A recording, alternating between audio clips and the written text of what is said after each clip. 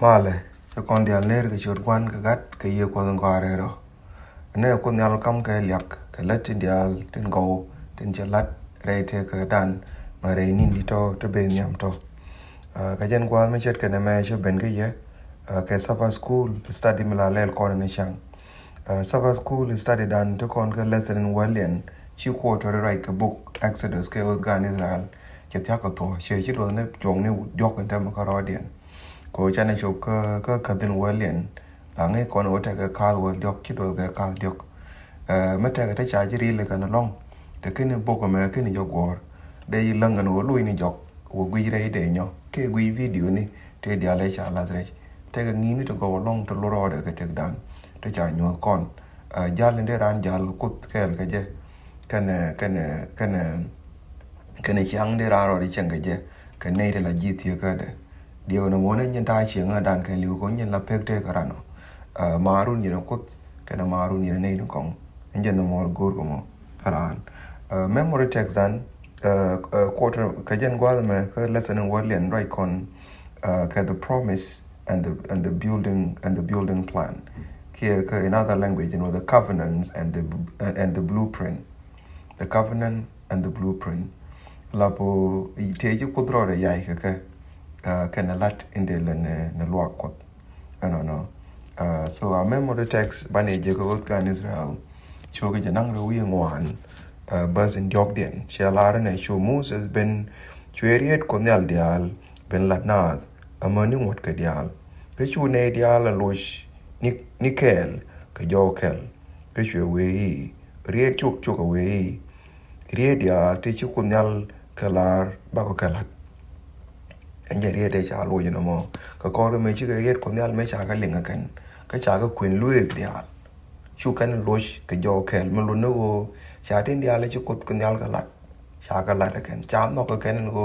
nó lạt con nhau cái trò trò gỗ cái trò bắt cái lạt anh giờ này trả dài nó rồi tiền chú con mà rai cái pen này chứ là pen cái quan này cha này pen cái trả nó cái bà mình trả cầm cái mình trả thuy cái con nhau ba lạt này đang đâu ngay còn này mà this is like agreement em mất right cầm này nên đang đâu cầm con nhau cái này cái chứ con nhau chắc cầm tha quên cái mình bị gial cái đến chả nó cái bao nhiêu nhân quên gial lên quên con nhau này cái bao cái gial cái gì nó mò cái thiệt à cho qua anh nhân quên bị này qua bỏ anh nhân mà đến chả mà này cái có con mắt cái mình cái này đi chả thể đuổi chả mắt chả lật này mày đông đi cho liền lùi mà ko nei de kai rar ko kot medan den chu kot che gor pe ka nyoko nong ro de ma tim ko na ba de ra ro ba ga je ka iden ko me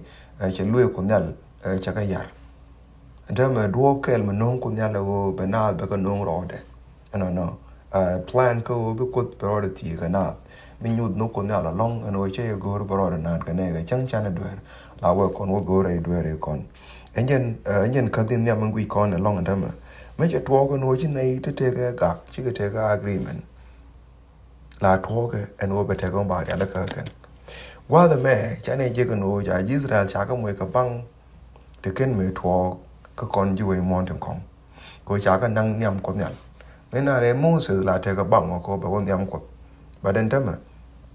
chỉ cho anh cô cái mua sự cái nỗi nhầm con nhận cái đó chỉ cho anh cô chỉ thế cái này nó ngoan nó còn thế chỉ năng kel ko rokel che dit te nang boro wi dok che ka nang rokel ko bi ko nyur nyam ko nyal de ti lar ga jen o ka bang to go na kan along chana queen ko Exodus chapter 24 verse 1 verse 9 or 18 mi chang ka queen e kwa the yo bia ko wo ga mo go je o ga Israel cho ka nang ra wi ngwan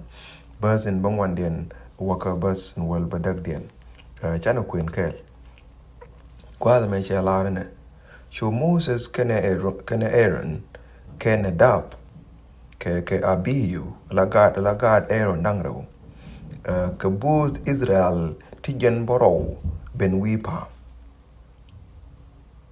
Moses ke Aaron kana gad ka dangro ke dit Israel tijen boro mlono ne ri won yam ko den total le ne ta ma ne ri janang boro wi ngwan ko Aaron kana gad ka dangro chỉ cả diok Moses là ngoan điện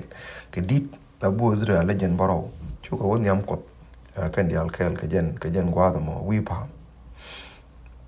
chu ka kot Israel benen ate ka mi te pin chuk ni ke mi cha rot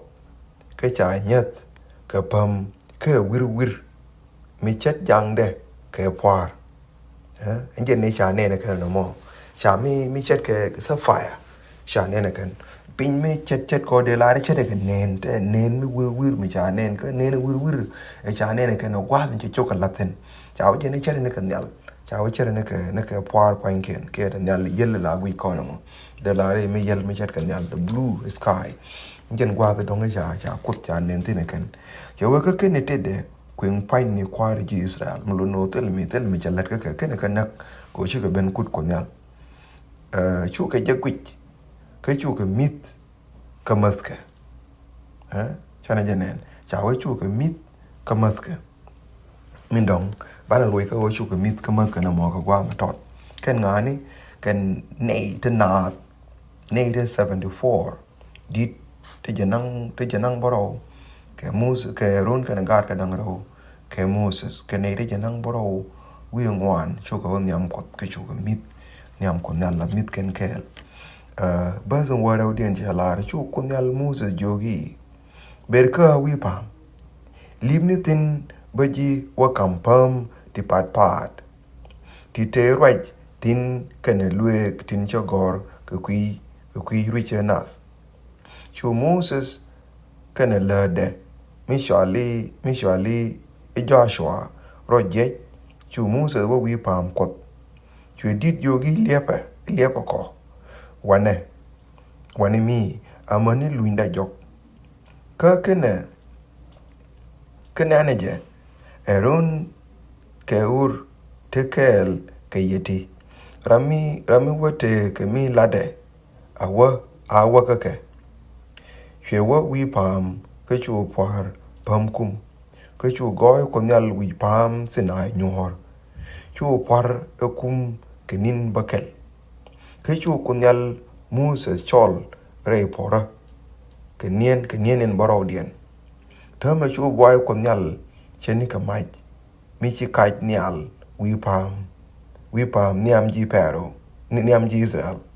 chu Moses choth rei pora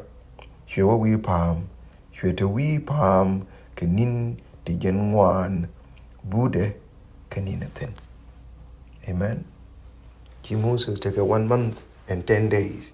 kana kot ke 1 month and 10 days kita ga pai mate ga nin wal wi pam gwa the dokutin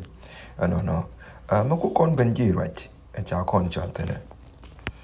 ji right en cha kon chalten ego nin kot ana nen go chika Moses kara ene ideal tin cha mo ga bang bika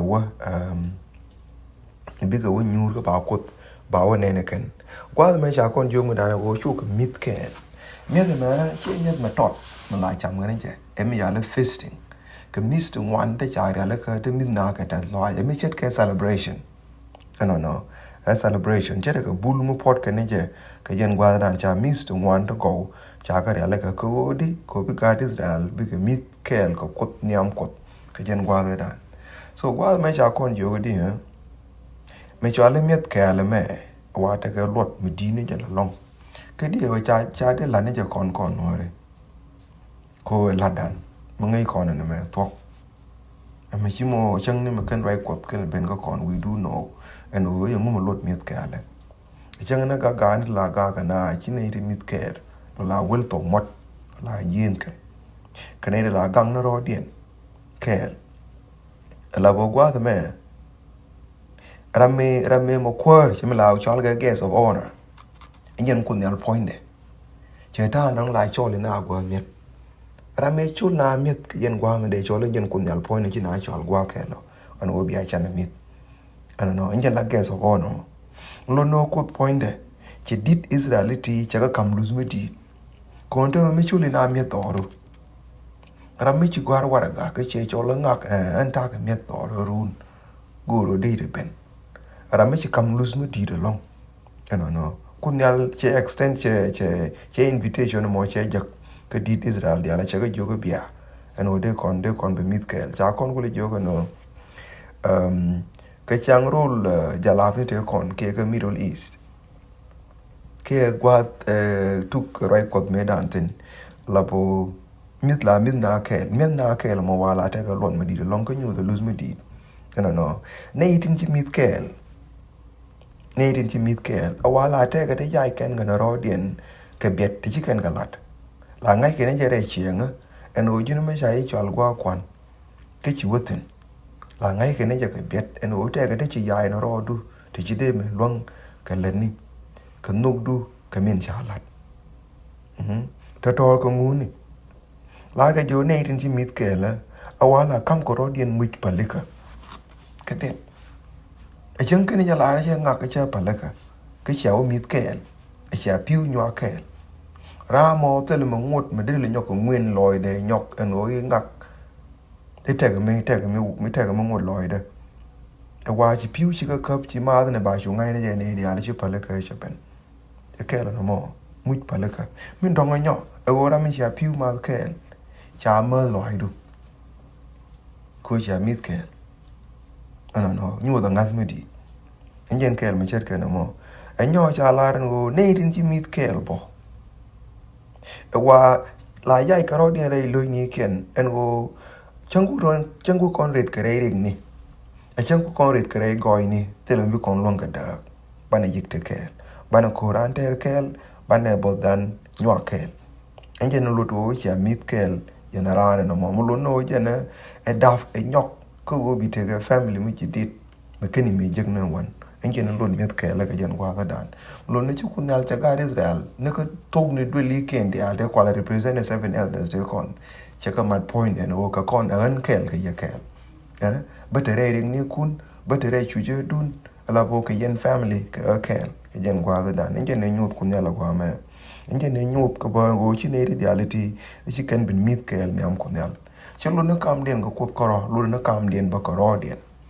ko tudu le dang waro ka tribe dang waro chenu la to ko no tudu le nyin ngwan bo ko ne ti la no rete akel mi chet ka no mo go nyu de mat ka me den ko nyu do mar ko pale ka kam ni ken jal kel so min dong nyo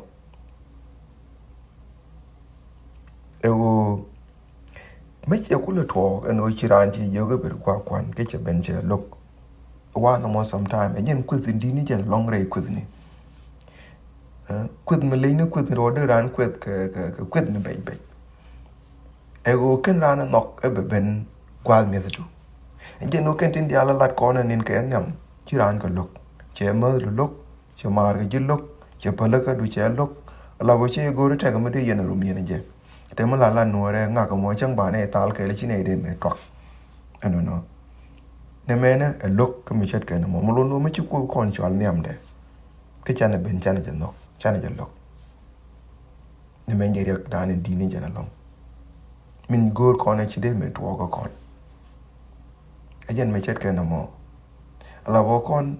me chi kun nyal kon chol niam de gor kon mar ko dan ko gor kon mar ka gar man ne kon ko chu ko kon chon niam de kalkale ko kene kon chagui mon kon grodan chi kon chagui mon kane de kon bi mar kon ko ba joy ka mar kon kane de kon at the same time chan be take agreement ko tera me de jen me be laran go bante ga mar jin ko tel kane de kon ten in je relationship be cha ne dia cha chol ten ngai je la te ne de ngwan de la ye kane go ko me ko du kira jin kara yes guri conversion read more we more fulfillment ego jin point guri bitege ka establish relationship kam dun you know kot yenang raw muluno you will not be affected ka ta ngin chang nei kong ro ka je mutul nei kong nuk ka ji chi ba we na ba ka mok mo ka no jin ni chal ka ne je e kam ne me ko de me e ka jin ye ne je ego chi ba li ne kong mo wa no ka ne je ne mo nuk dien to ka mo wa wa palaka ka ne je ne palaka dien to ko nje no bi ka palaka ka chot ko la ko zdu ka gwa da kan gwa je ka bi ka le luny re palaka mi chet ka no mo nje na la chal ka ne je no ba da ko go re je en go bi kon te mar ka ne din kong gwa da me cha kon jo ga no e kwith en wo de ran invitation de re je lo ne me po wa lo ko kon ke me jitwo ko Jesus me cheben cha invited ne de jitwere chowo kene jelo kene jitwere kwet ko jo ka jai bere chan ben mit kel jogo ne ya go ne ji bi bene demanda go ne ji eno bana bete ka pala ka kam ne kon cháu quê lát nó tiệc tiệc mong nguyện này chả lát để chịu đuôi rồi mà các cần lát để này đừng quỳ rồi chứ chung này có này để chả phải là cái thi có điện cái gì sẽ chơi mấy chán này chơi cái nuôi miếng cái lấy nhau từ nó phải là cái này để chơi cái thế mà chứ chung này cái phải là cái thi cái gì rồi bạn chứ đuôi để chả phải là cái chả thi cái chả chơi cái chú chứ chung nó cũng là bên quái chứ đuôi là bắt đọt anh ok là mong nguyện này mít cái này để chết cái thi anh ra mong nguyện này mít cái này để chết cái thi lắp đọt cái Jesus pan me cha wo kun ka go chika Israel ke di Israel chika wo mit kel ka kumyal chikan kumyal de mel yo ga ra mangwe ne mit ke ne di ti ko gui ka ro di na dong ngwe ne de kon ka che jen ke ne di mit ke Jesus ke tel ga da ka di ti jen baro te wo nyun yam ko ke jen wa na jen wo kon la re wo ken kumyal kin ne te de kam nyal ka kui dien ka chang ne me te ka dwe cho mo ti ka chum nyam ko cha ka invite ka ro de cha ka kum ka goy po nye de cái vô biết cái chụp nhầm đấy mấy nên giờ này thua cái gì đâu có point như mình là nâng nào cái quần nhà mấy nào cũng có thể point Jesus và trái point Jesus chả cũng cái vô chứ quên được trái bị consume His glory cái dân riêng cái chả là thế cái cú là bé cái gì nốt đấy cái con cái vô mấy cái đó luôn cái quý nhon nó ran chỉ gur anh vô bê đó luôn cái quý bu mấy đấy anh vô bê đó rồi đấy ran e chano be kulu remedy be kulu kum ko charanje be consume ken ji dwere te nyuru nyam Jesus chet ken ne ka kan dit gan Israel te guiro go ka jan gwa dan pal ko nyal ne ka chen ka min ken gon dwere ji dwere ken ka lu nyam Jesus pa cha pal ka cha je ka ken cha ma ko cha je ken cha ye chu cha chol re ring ni ken an o be ko bi nywa ko ken bi good time bi nywa ko ken and then challenge Jesus I invite and get you accept nigga can and with that I will do chẳng nó một cái gì đó mà bữa mít cái gì mà luôn nó bị áp lực bị ai chứ mà luôn nó bị mơ đó bị ai chứ những này chút vào cái dân qua mà that is a solemn promise mà là ra này cái này đấy mà chẳng chỉ được lấy cặp này là chơi áp lực anh nói bắt đầu chỉ phiêu chỉ có chồng cái này được ok chỉ luôn nó chỉ được điên chỉ nọ rò đùa bài được đâu no ko mi guitar benen kwa te yen mi to ci de ro de mi rit ku guitar bro churit ka ke mlono ne re kon chika ji kwar Jesus kan yin invitation ne cha kon chal ten kemi chal ka Lord suffer ke mi chang kwar la let kon ne la kurshin ni awa mi chang kwar la let kon sometimes la gui ran ne dwere en o pal ka ko pat kwa te cha kon chal ten ke ne me wa lu de no go cha ne tet kon kap kon dial ke nyam ko để phải là cái đây loa quất để mà chẳng mơ cơ mà tiền phở để là đây loa quất khi ở trong cái chỗ quy nó đuổi của cảm đuổi nó quất từ cái chỗ lát quất cả rồi đấy ở qua thì cô đưa rồi đưa lép này đến bàn nhân cái này đừng quy lôi đuôi cái chẳng là gì giờ cái này chứ cái mơ này cô ở qua mà để đi mơ lát cái ấy chân mình chết cái nào mà ở qua mà để đi phải là cái để là gì cái mức quý vậy cái khoa thì chỉ có cái chẳng hạn mà bu mà thôi nó bạn này chẳng còn này là na anh ủa tại cái khoa thì chẳng có cái này nó còn là đi nó bạn này này chứ này nó còn về bạn này mà cắt cái mà gột cũng là cái con nó để thuộc rồi lát mình chết cái nó mà chết chơi như vậy chẳng long bắt qua rồi mà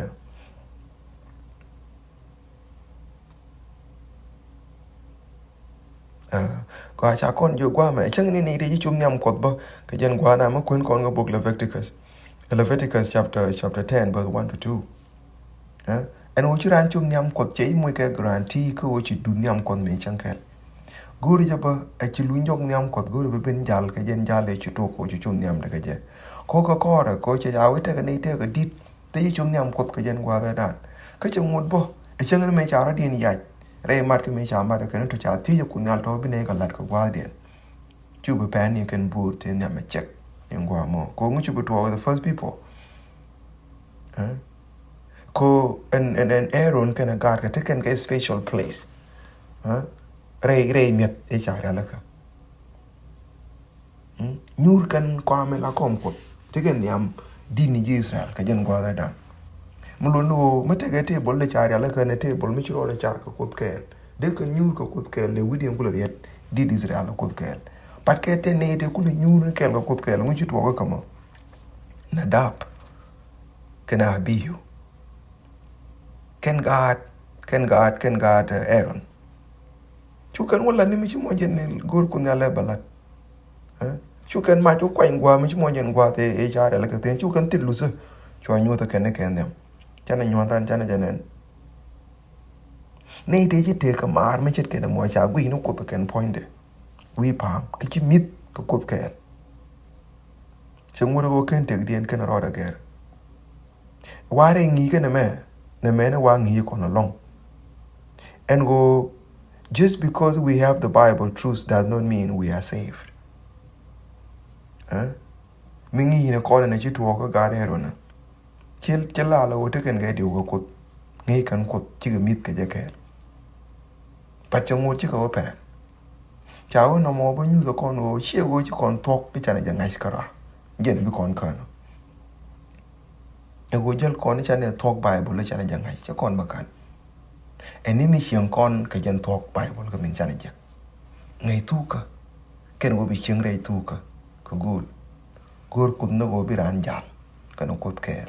bi chiang rei tu ka ke che go dong chol no kon go chi kon ba dwer e puch gur kun ala long no chi kon de dwer par gur je en go bana jal ka ngai kon chang luska min de jal kon nyam de cha jai ba long ada kun al pos kon chloy de te pal na kun me te ga diel ka de ko khai loy ga na pal dwer kwa din tel je par ko ai ne ka te nywan ko kwa din ko ne de ji dwer la gur je bine no nyam do kwa din bine te mar ga je ko ne de ku chiang ka je go chine no ko de ne met de ne ben nyak ka jiket chile me met che ben nyak ka ja ko chine in fai ko guru je no bia ran ko kel bia mat ko kel be kur bia kap ko kel ara me jal ko guru je bo eno biri ko bi ka nyak ko kel bitere badda bitere jwal ne ko nyen la le ne te mother eno me chiram kel te ka jwe bi ne din kom bi ka chu ka min de la de kan ku kan man ni te jwe cha ga janga ko di no go no ko pu ko rik te alin jol ko til ji ya kel re den pa chen no ko bi ai ko tin tak tiak bi ka kap ko kel an ya wo ji ko ku go e do kan ku no ka do